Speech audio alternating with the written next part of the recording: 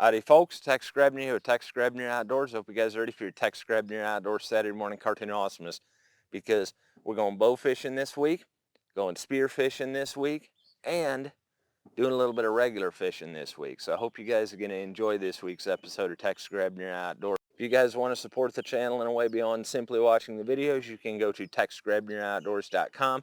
Check out the Make It Weird sticker, the Make It Weird shirt, the Life Ain't Like the Pornos, Hunting Ain't Like the TV Show shirt, and my personal favorite, the Kill with Stick shirt. I have thought pretty strongly about adding a hashtag outlaw Tradlife shirt to the Tex Grebner Outdoors merchandise store with kind of a Black Flag Jolly Roger pirate theme to it. So let me know in the comments if you guys would be interested in that shirt as well. Now, if you guys want a discount on your bow fishing equipment or all your Tradlife supplies, you can go to threeriversarchery.com, check out their merchandise, and use the code of Tex Grebner in your checkout, and it will show your support for Tex Grebner Outdoors and give you a discount, because every little bit helps. So I hope you guys are going to enjoy this week's episode of Tex Grebner Outdoors. Well, you guys know that I can't leave well enough alone, and I love to make it weird, so I've owned several cold steel Samburu spears over the years. And what I've done here is I've taken the spiked end of a Samburu, cut it off flat, turned it down on a grinder, and then taken this harpoon point from AMS Bowfishing, filled the chalice of this up with epoxy, took the tip off, and then hammered it on here so that I've got a good tight mechanical bond. And as you can see here, I have 550 cord in a clove hitch. This is epoxied on as well. Another clove hitch, another clove hitch, and of course another clove hitch. That way I've got a running line between all my parts. I've got about 15 feet of 550 here. And importantly, I have a bowline knot here. This keeps the line from actually being able to tighten down around me. Not that I'd actually be able to spear a true river monster, because we don't really have enough alligator gar up here. But it is pretty cool. I wouldn't suggest you go out and do this and spend money, because I already had the stuff on hand. I decided to hell with it. This summer I'm going to make it weird, and I made a cold steel fishing spear for tossing off the bank.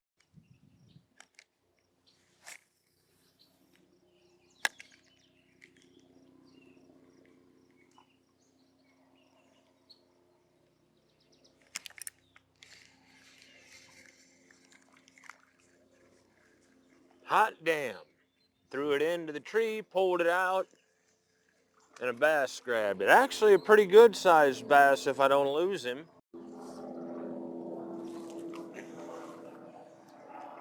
Now that is a fish worth having. I was not expecting that. Well, I didn't get skunked, so go me.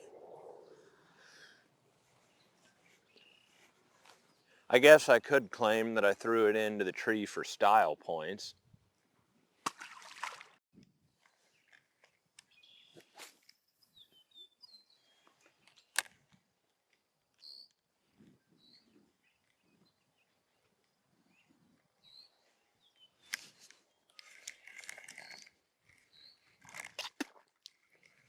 Hot damn. If I got the hook set, I've got a decent bass. Now we're actually getting some tail dancing out of him. Of course, I don't want him to jump too much and throw my hook.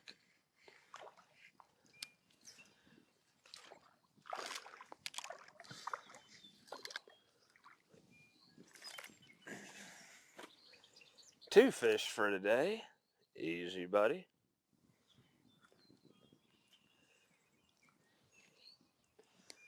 Ta-da!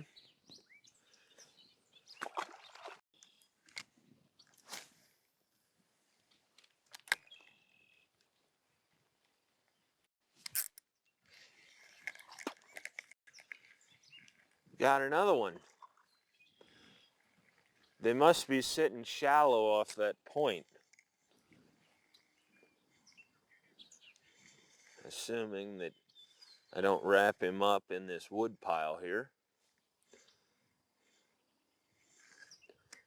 Oh, you, come on.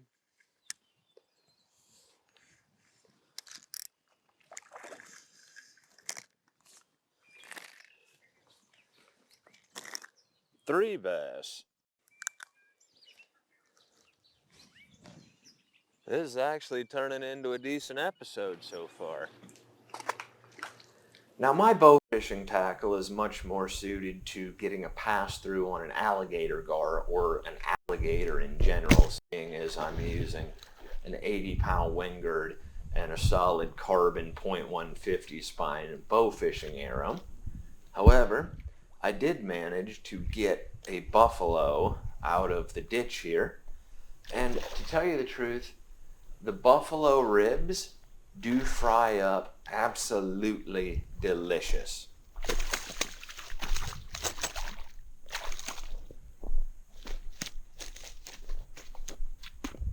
Pretty sure it's a buffalo. The popular truth of bow fishing is that you need to aim much lower than you think the fish is because of the refraction and reflection. That's all well and good when you're doing it from a boat and you're right above the fish. Stalking fish on the bank with either a bow or a spear, it's a whole different kettle of fish because your projectile is going to drop into the fish by the time that it gets there because it's generally done much further away because of the bank. So in this case, I tend to aim right at the fish. Got it. The truth is, they are harder to see than they are to hit. It's honestly like learning a foreign language. It's like trying to read Latin, trying to read the language of the river to be able to spot these fish when you're not directly above them. And it's an acquired skill as much as it's an acquired skill to actually be able to get a spear hand thrown into these fish. As always, God bless all my sportsmen of America. Join the NRA to protect our rights. Fish got my friends over at threeriversarchery.com. Thank you very much to those of you involved in law enforcement, you good cops out there. And thank you very much to those of you serving in the military ready to die for freedom anywhere. And thanks for watching Tex Grebner Outdoors.